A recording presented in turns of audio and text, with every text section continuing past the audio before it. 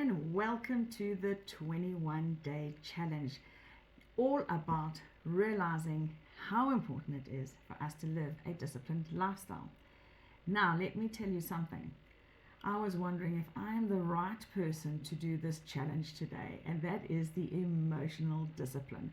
Trust me, this last month, I am evidence of the saying that I say quite often, and that is, when emotions go up, intelligence goes down. And so I've experienced that on steroids over this last few months. And I've realized that I have become highly unintelligent over the last few months because my emotions have been raw. But when we look at this, we need to say to ourselves, why is it important for us to focus on our emotional quotient? And that is because when we get it right, it actually relieves stress. All right, when the emotions are up, the stress goes up as well. Then, of course, when you're in control of your emotions, you're able to empathize with others. So I'm extremely grateful for those around me whose emotional intelligence has been really, really on par, because they've been able to empathize with me while my intelligence has been going in the other direction because my emotions have been raw. Then, of course, when you do have your emotional intelligence intact, it actually helps you to be able to communicate effectively. And so I've realized that I have not been communicating very nicely to my husband because I've had emotions up and intelligence down. So it also helps us to manage our conflict, and it helps us to overcome problems.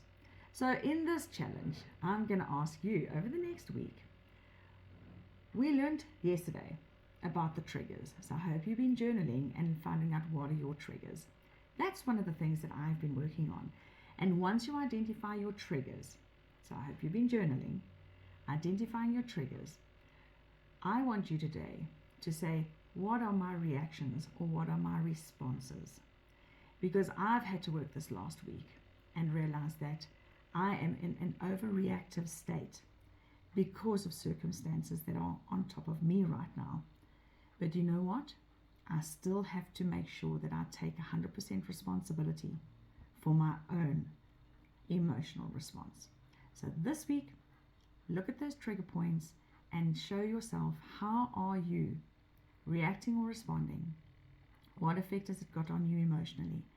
And come up with a strategy on how you, because I've had to do the same thing this last week, how are you coping? Because we need to understand, we need to reduce our stress by keeping our emotions not under control, but in control. So, this is Dr. Michelle. Enjoy your emotional challenge today. Take care.